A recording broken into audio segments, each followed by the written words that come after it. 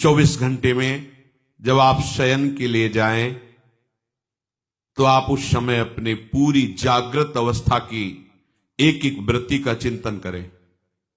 आज जब से जगे थे और अब शयन करने जा रहे हैं, कौन कौन सी ऐसी वृत्ति आई जो प्रभु से विमुख करने वाली थी, कौन कौन सी ऐसी बात हुई जो प्रभु से विमुख करने वाली थी, कौन कौन सी ऐसी क्रिया हुई जो प्रभु से विमुख, और उसको अपने दिमाग में रखो।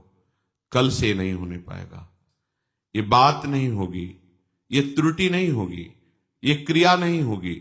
और प्रभु से प्रार्थना करो, नाथ हमें बल प्रदान करो कि जो आज हमारी उपासना में त्रुटि हुई वो कल नहीं होनी चाहिए।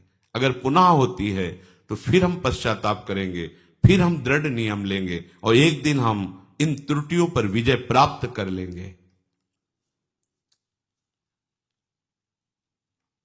दीन बंधु करुणा वरुणालय प्रभु आपके सहयोग में हैं।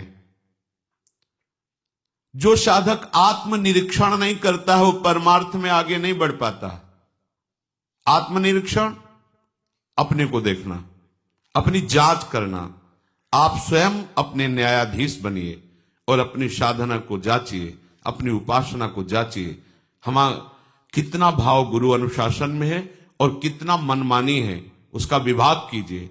मनमानी में कितना हमारा अशुभ है, कितना शुभ है, उसका विभाग कीजिए। उस अशुभ में हम कितना किसमें तल्लीन है और फिर उस पर शासन कीजिए। अपने आप को देखते रहना ये उपासना का विशेष अंग है। हमसे क्या त्रुटि हो रही है, हम कहीं प्रमाद में तो नहीं है। यह विषयी पुरुष का लक्षण है। कौन क्या कर रहा है, कहां जा रहा है, यह उपासक का कार्य नहीं है।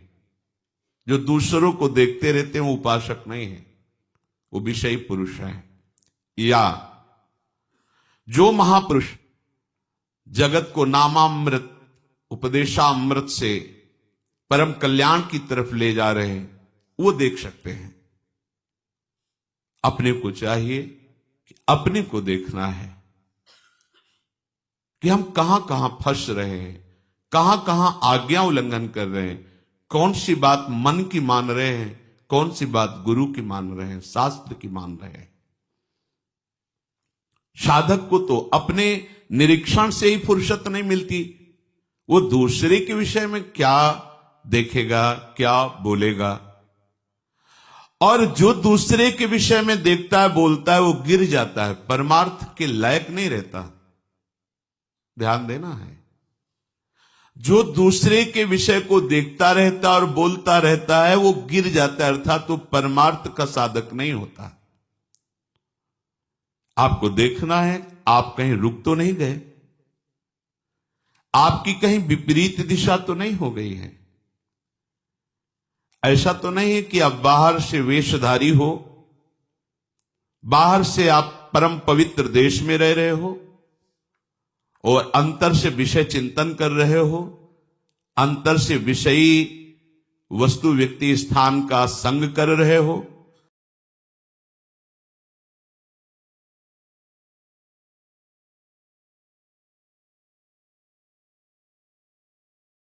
अर्थात तो परमार्थ का साधक नहीं होता। आपको देखना है आप कहीं रुक तो नहीं गए, आपकी कहीं विपरीत दिशा तो नहीं हो गई है। ऐसा तो नहीं है कि आप बाहर से वेशधारी हो, बाहर से आप परम पवित्र देश में रह रहे हो और अंतर से विषय चिंतन कर रहे हो, अंतर से विषयी वस्तु व्यक्ति स्थान का संग कर रहे हो, तो मान लीजिए आप भ्रष्ट हो रहे हैं, आपका मार्ग ठीक नहीं है, आप उपासक नहीं हैं। फिर सुनिए, उपासक को देखना है कि बाहर से पुण्यात्मा का परम पवित्र वेश धारण किए हैं, बाहर से परम पवित्र पुण्य देश में रह रहे हैं और अंतर से विषयों का चिंतन हो रहा है, विषय वस्तु व्यक्ति स्थान का संग कर रहे हैं, तो आप भ्रष्ट हैं।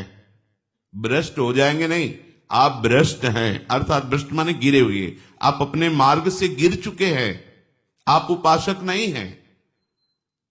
उपासक को यह बात देखनी है, हमारा मन विषयों की ओर जा रहा है कि हमारा मन प्रभु की ओर जा रहा है।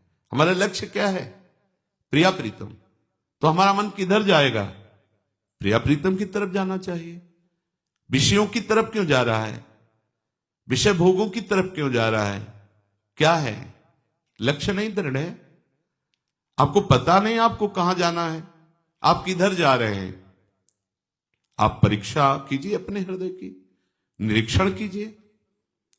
साधक इसी परीक्षा में पास होकर उपासना की ऊंचाई पर चढ़ता है। जिसका मन विषयों से हट हटकर बार बार आराध्य देव की ओर जा रहा है, पर बीच बीच में विक्षेप विषय डाल रहे, उसे चिंता नहीं करनी, वो उन्नति की ओर जा रहा है। जो बाहर से सब कुछ भागवती है, लेकिन अंदर से केवल विषय चिंतन और उसको पश्चाताप भी नहीं है, वो चाहे जितने जन्म ऐसे बना रहे कोई लाभ लेने वाला नहीं। वर्ष नहीं कह रहे, जन्म, चाहे जितने जन्म, लाभ नहीं मिलने वाला। नियत बुरी है उसकी, नियत बुरी है। और जो बार बार अपने मन को प्रभु में लगाता है, विवश होकर विषय चिंतन बन जाता है, तो उसको जलन होती है। यह ठीक रास्ते पर है, इसकी नियत अच्छी है, उद्देश्य अच्छा है, वो जा रहा है अपनी प्रीतम की ओर, वो मुड़ गया है अपने प्रीतम की ओर। सबसे पहली साधक को यह वृत्ति देखनी है कि तुम्हारी गति मुड़ी है कि नहीं प्रभु की तरफ। बहुत बहुत अमृतमयी बात, आपकी गति प्रभु की तरफ मुड़ी है कि नहीं। बाहरी परिवर्तन नहीं है, बाहर से छोड़ करके पवित्र भूमि पे आकर वास कर रहे, बाहरी वेश छोड़ करके पवित्र वेश धारण किए हुए हैं, पर हमारी आंतरिक वृत्ति कहां जा रही, आंतरिक वृत्ति कहां जुड़ी हुई है, आप किस मोड़ से जा रहे हैं, यह आपको पता होना चाहिए। विषयाभिमुख जीवन को मोड़कर प्रभु के सम्मुख करना, यही तो उपासना है। पवित्र है,